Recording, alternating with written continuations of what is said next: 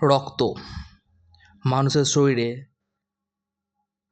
Oxygen, পুষ্টিদ্রব্য, খাদ্যরস পরিবহনকারী একটি সংযোজক tissue হচ্ছে রক্ত।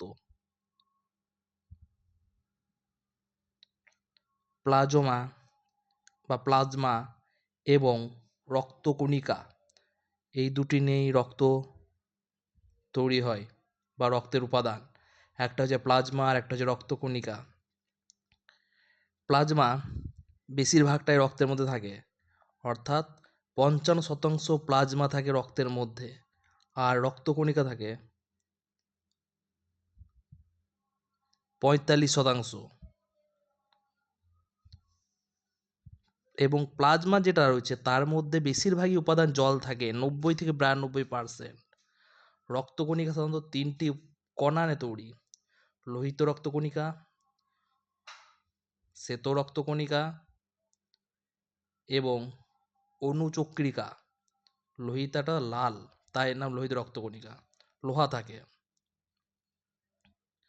পুষ্টি, হরমোন, প্রোটিন এবং বর্জ্য পদার্থ নিয়ে যাওয়াই হচ্ছে প্লাজমার কাজ। আর রক্তকণিকা যেগুলো, সেগুলো এক এক করে দেখি। লোহিত রক্তকণিকা, এই যে ছবিটা আছে এরকম দেখতে অনেকটা। লোহা থাকে এর মধ্যে, Fe, অক্সিজেন পরিবহন করা প্রধান কাজ, এতে হিমোগ্লোবিন থাকে। শ্বেত রক্তকণিকা, দেহে যত রকম রোগ প্রতিরোধ ব্যবস্থা আছে সেগুলোর জন্য শ্বেত রক্তকণিকা কাজ করে। রোগ জীবাণুর বিরুদ্ধে শরীরকে রক্ষা করে এবং রোগ প্রতিরোধ করে। অনুচক্রিকা, কোনো জায়গায় কেটে গেলে সেই জায়গায় রক্ত বন্ধ করার কাজ অনুচক্রিকার, অর্থাৎ রক্ত জমাট বাঁধানোর কাজ হচ্ছে অনুচক্রিকার। কিছু ফ্যাক্ট দেখব।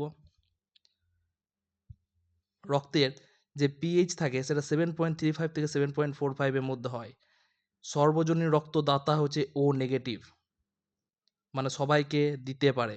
আর সর্বজনীন রক্তগ্রাহিতা সবারই কাছ থেকে নিতে পারে, এরকম হচ্ছে AB পজিটিভ।